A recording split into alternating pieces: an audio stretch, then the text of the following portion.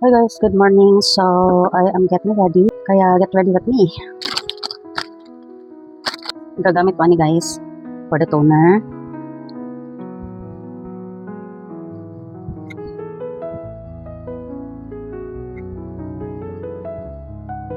And so, after sa face, kay hindi siya yung product. So, ano ko siya here sa neck.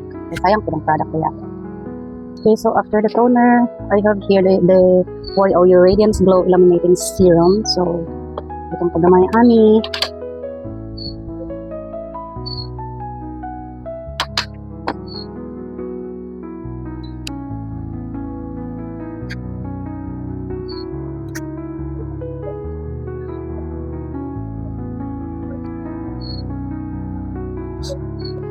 Okay, so if dry na ang serum, let's proceed sa ato ang day cream. So this is also from YOU. Kana siya, and then ginatipid-tipid din ako siya guys. Kaya mahal po niya siya. No. So, Myra. This is what it looks like. And then I also have the night cream here. And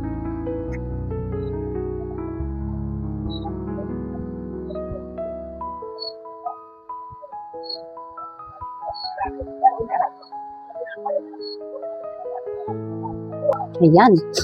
By the way guys, this one, very high-end ang packaging. Glass siya. Ayan. Anugon kayo labay after makurot ang product. Kaya, yeah, I'm not sure if nasa lay kanang sa tube lang, but I think I prefer yung sa tube lang na like 100 ml, 150 ml. Kaya kanimang good siya. Mahalin kay sudlan man. So, para medyo naka-add sa cost sa iyang kamahal kay ang iyang sudlanan. So, for me, I'd rather have like kanang ingon ani ba, kay mas daghan ang product. And I think mas lesser ang price ani if like this, na tube ang sudlanan. Wala, just my preference. After sa aton day cream, I'm using this YOU na lip serum.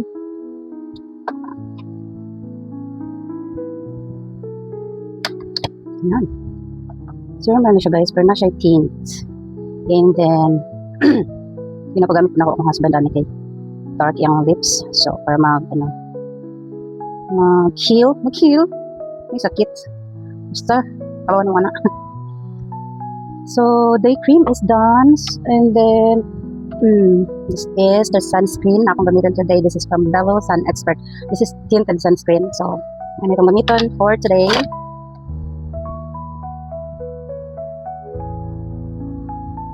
Ayan. Gamay ra, cause nanam tayo day cream.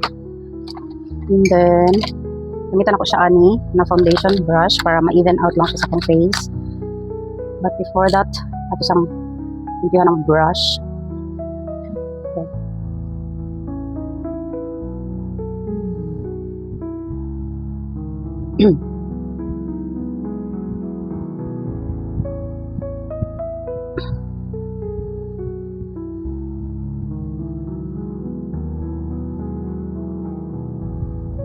Ayan. And then, sponge. Pwede rin po niya siyang i-fingeran ninyo ang pag-blend guys. Para ang product is dili mo sip-sip sa sponge. Ayan. So that's my skincare. After mag-dry out ang sunscreen, let's use foundation. So today, I'll be using this one. This is from Maybelline, the Matte Poreless Foundation. Ayan, napod siya SPF 22 in shade 235.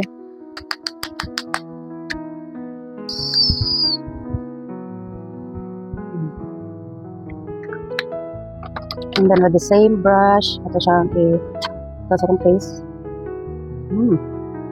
More dark. Mga shades ako ah. What do you think guys? Hindi kayo nakamakita akong face ah. So mirror, hindi kayo baon na muna medyo halap pa.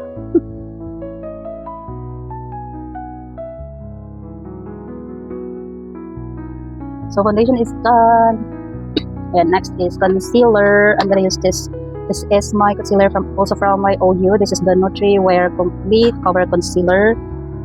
Ayan, medyo I'm not sure if paano pa ito na shade. May na shade sa kuha guys, but ganito na ako kayo. Sayang.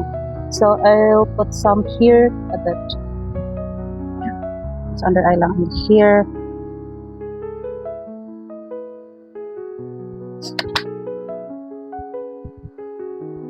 Guys, foundation pa lang po but nasa 18 minutes akong video.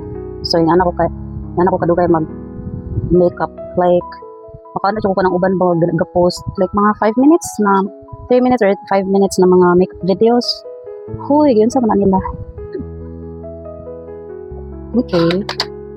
That's the base and then for the contour. So I use this one. This is a contour stick from O2O. So bukan tag nose contour and then here sa tika side here. And here.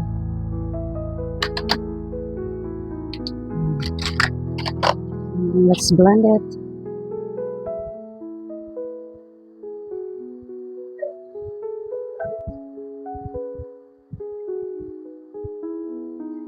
And then sa nose, let's blend it. Kanina brush akong ginagamit for nose contour. Medyo angled siya. Yan. If you like taas na kayo ng video guys, bear with me. Yeah, I'll get ready with me kay same same look ra. Anyway, thank you guys for watching my videos. Bisan pili na ako magpabalik-balik ka. That's my base. Magbutang pa ta karon of contour powder. So today I'll be using this O2O shaping brow cream. So this is meron siyang brow cream, at the same time it has a brow gel. Okay, so nakabox pa talaga siya pero I already used this one guys. I just put it back sa box para I can show you. So this is the product, the O2O, and in here is the brow gel. And then on the other side is the cream. And then it comes with brush like this, so kilay brush. Let's use first the cream. Nice kayo ang cream guys. So gina-brush up na ko siya like that, and this one side,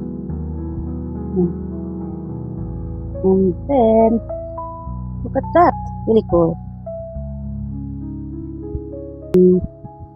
Ako guys kay ba ako ma-shape og mga brows sa uban.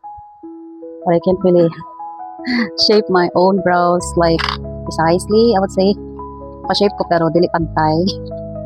So ito alang i-shape gamay here like that. Kana, and I prefer na medyo tindog na gram sa diri dapita. And then another sa other side na pod. Feeling na ko kay medyo thick akong eyebrows. Dili na sad compare ani pikas. Bato kira na Hindi na siya mareklamo na dili sila pantay. Ang importante na ay kilay. Just. And that's it. Yan. And then next naman, after putting the brow gel, let's use this one, the brow cream. Ako lang i-fill in ang mga blank space diha. So, ina-follow rin ako ang stroke sa brows pa-upward. Yan. Para nakalagyan siya natural looking.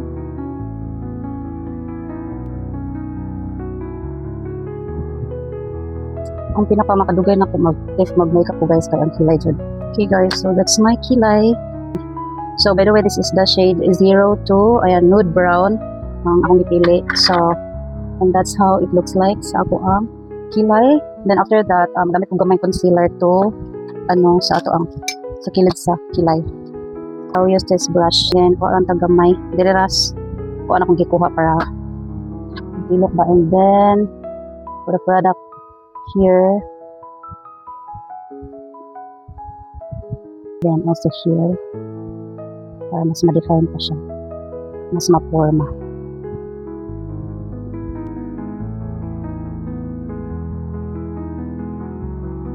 Okay, so next is ato lang iset ang ato ang base. So today I'll be using this one. This is from EB. Press powder na siya guys. Then mamay nasa kong duol sa kanila atong gamiton for now. And then ang ako ang ginaset kayo there dapita. So sa akong under eye and sa nose.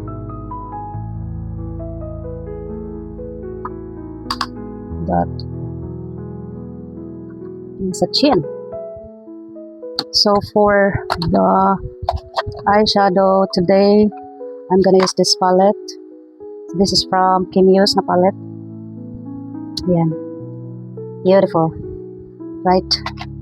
I'm gonna use this brush. Ayan, medyo bushy na brush para sa base.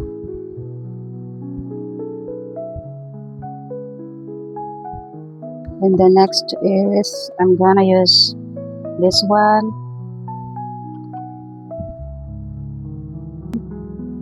Cute. Then after that, magbutang lang tagamay nga glitters, shimmer for the shimmer. I feel like I wanna use this. Try na to. Let's try this shade. This is the B Blunt na shimmer. So medyo darker siya. But let's see. Oh. Hindi siya bagay. Papatungan ko na lang ng medyo gold. Darker pala siya. So, akong patungan og kani guys. Para dili mahalata ang medyo dark siya. Yeah, look at that shimmer. OMG. Ganda. Ang ganda ng product na ito guys. Nakakasilaw. And then I'll put some here. Sobra lang.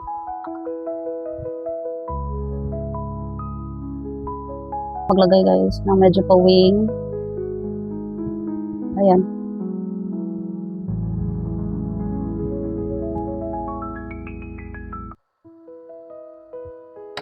Love it. So next is mascara. My super favorite na mascara. This is also from Maybelline. Waterproof mascara. Look at that. And the next is blush. For today's blush, let's use this one. This is from Pink Flash. No blush. Blush.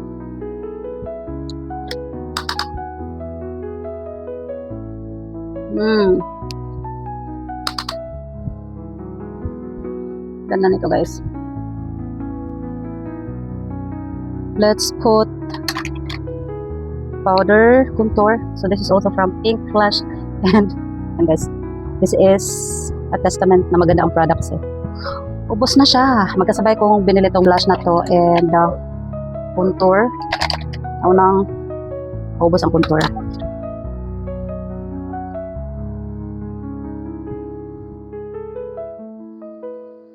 Next is highlighter. Ito ulit gagamitin ko ng highlighter. Ayan. Diba?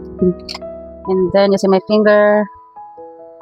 Nagyan ko din dito sa nose bridge. OMG.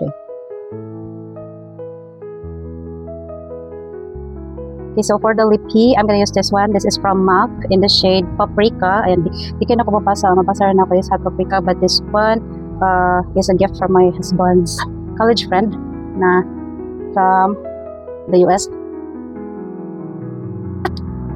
Ganda. Love it. So, I'll just fix my hair.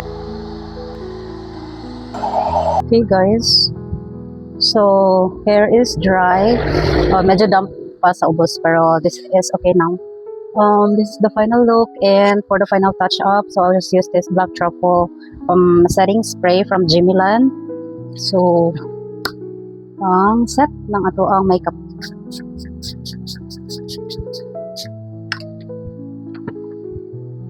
Ayan.